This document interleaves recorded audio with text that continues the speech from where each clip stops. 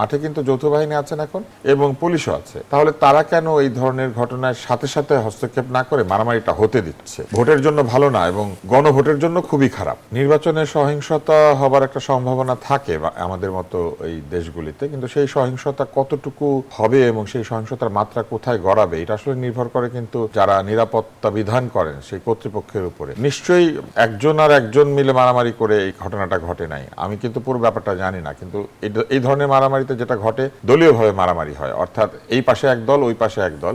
অনেক সময় এইরকম মারামারি হয়ে থাকে যে বসা নিয়ে সংঘর্ষ লেগে যায়, কিংবা ধরেন খাবার দেওয়া হচ্ছিল প্যাকেটটাকে আগে পাবে, এরকম বিষয় নিয়ে কিন্তু সংঘর্ষ হয়। আমি শুনেছি এটাও বসা নিয়ে।